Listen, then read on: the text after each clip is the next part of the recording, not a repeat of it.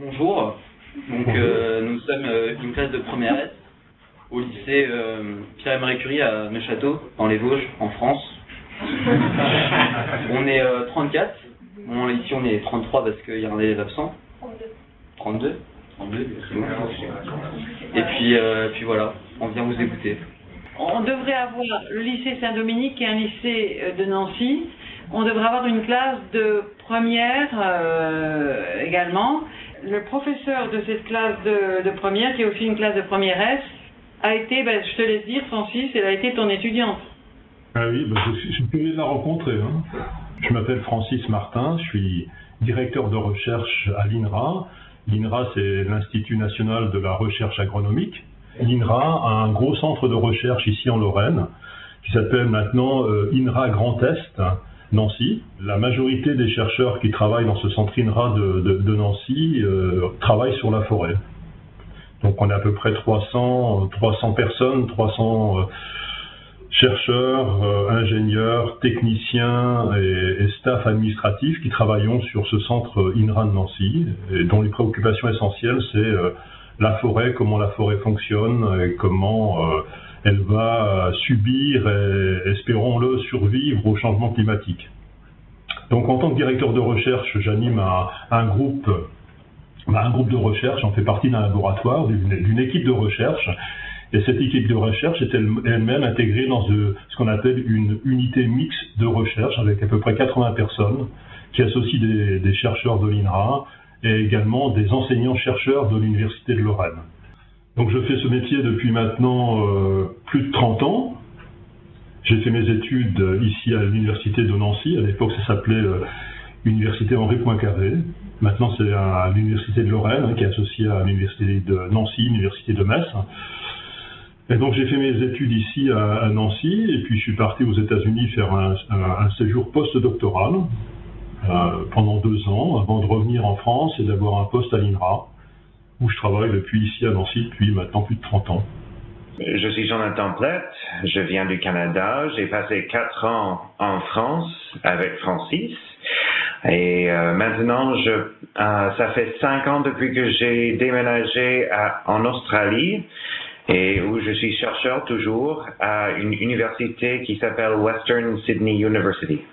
Le thématique sur lequel on travaille ici en Australie, c'est à peu près pareil.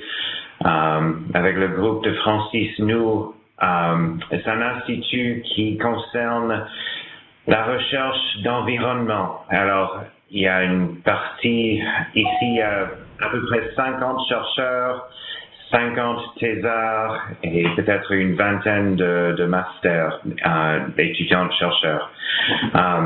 Nous, on essaie de répondre à des questions comme comment on va survivre les forêts avec les changements climatiques, quelles sont les bonnes plantes qu'on peut utiliser en agriculture. Pour moi, ce qui me concerne, c'est comment on peut utiliser notre connaissance des génétiques des plantes, des génétiques des champignons, bactéries, pour améliorer comment les plantes ils poussent, comment les plantes ils produisent la nourriture qu'on mange chaque jour.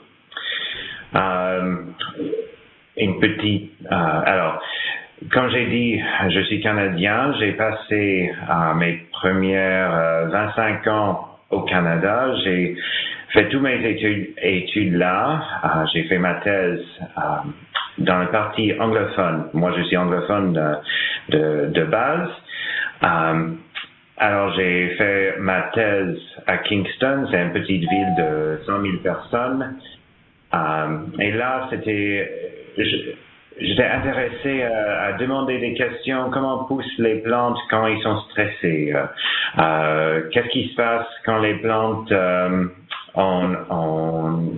si c'est trop chaud, si on n'a pas assez d'eau, les choses comme ça, et est-ce qu'on peut choisir des plantes qui peuvent pousser même s'il fait trop chaud, même s'ils n'ont pas assez à boire, des choses comme ça.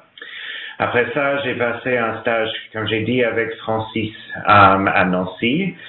C'était 4 ans merveilleux. Alors maintenant, je suis chercheur, j'ai un groupe moi-même, ce qui est pas grand comme le groupe de Francis. Moi, je travaille avec 10 personnes à le moment et nous, on travaille à peu près une moitié sur des questions agriculturelles. On essaye de choisir des nouvelles plantes qui vont survivre ici en Australie, parce qu'en Australie, c'est vraiment un climat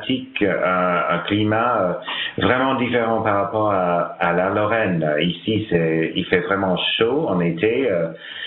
C'est normal chaque jour que ça va à 40 degrés, 45 degrés chaque jour pendant l'été. Alors, les plantes, il faut qu'ils survivent des températures très hautes. Alors, c'est des questions comment on peut améliorer nos plantes pour l'agriculture. Aussi, en forêt, quand on plante les plantes, on veut savoir quels arbres il faut choisir. Alors, c'est autour de ça que je fais mon travail. Aujourd'hui, c'est particulièrement important d'avoir cette réunion, ce visio-chat, parce que hier, le président des États-Unis, Donald Trump, a retiré les États-Unis de l'accord de Paris, de la COP 21. Donc c'est un moment particulièrement grave pour la communauté scientifique, mais aussi pour l'humanité. Le changement climatique, c'est pas une lubie. Le changement climatique, c'est une réalité scientifique. Il y a des milliers de scientifiques qui ont démontré que c'était une réalité. Notre climat change très vite. Et c'est votre génération qui va subir de plein fouet, et vos enfants qui vont subir de plein fouet ce changement climatique. Donc il est extrêmement important de conduire aujourd'hui le plus vite possible des études scientifiques pour comme disait Jonathan, pour essayer de mieux prédire ces changements climatiques et leur impact sur l'agriculture, sur l'environnement, sur le climat.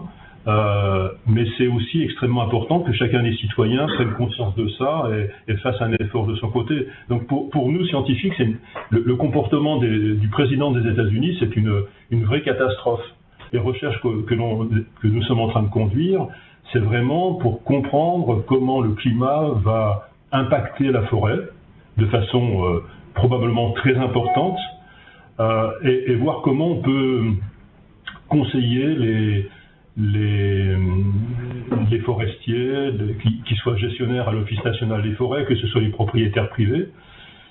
Que doit-on planter aujourd'hui comme arbre pour qu'il y ait des forêts en Lorraine dans 50 ans ou dans un siècle, quoi. Et c'est pas une blague, quoi. C'est vraiment quelque chose de très important. On enregistre dans ma vie de scientifique, ça fait 30 ans que je fais de la science. J'ai pu voir des modifications importantes dans le comportement des plantes, la disparition d'espèces, des mouvements d'espèces de plantes et d'animaux vers le nord. Donc c'est un moment grave, quoi. C'est un moment important, et je crois que c'est sympa du coup ce matin de pouvoir aborder ces problèmes. Aujourd'hui, la forêt en France, elle ne disparaît pas. C'est-à-dire qu'en fait, la surface forestière sur le territoire national, il a doublé en 25 ans. Et l'augmentation de la teneur en CO2, donc en gaz carbonique de l'atmosphère, finalement l'effet de serre a un effet, pour l'instant, un effet positif sur la croissance des plantes, et en particulier sur la croissance des arbres. Donc en France, on observe plutôt une augmentation de la surface forestière, en particulier sur tout l'axe allant de la Provence à la Bretagne, donc tout l'axe sud-ouest, nord-est, toute la région du Massif central. La forêt est relativement peu entretenue et elle se développe énormément. Par contre, dans les milieux tropicaux, là on assiste à une déforestation, mais qui n'est pas tellement liée au changement climatique, mais qui est plutôt liée à l'activité humaine. Pour que les arbres puissent pousser rapidement, ils ont besoin bien sûr de carbone, mais ils ont aussi besoin d'eau, ils ont besoin d'éléments nutritifs. Et Jonathan le faisait remarquer tout à l'heure, les périodes de sécheresse sont en train de se développer. Et après cette phase initiale de croissance, d'augmentation de la forêt, si les périodes de sécheresse continuent à se réitérer comme on l'a depuis 3 ou 4, 5 ans là, en Lorraine, évidemment, les arbres sans eau, ben, ils vont arrêter de pousser, ou ils vont souffrir de la sécheresse. Et en plus, l'effet du changement climatique modifie la physiologie des plantes, donc ils ont besoin d'eau, ils ont besoin d'éléments nutritifs, mais en même temps, le changement climatique, il affecte toute la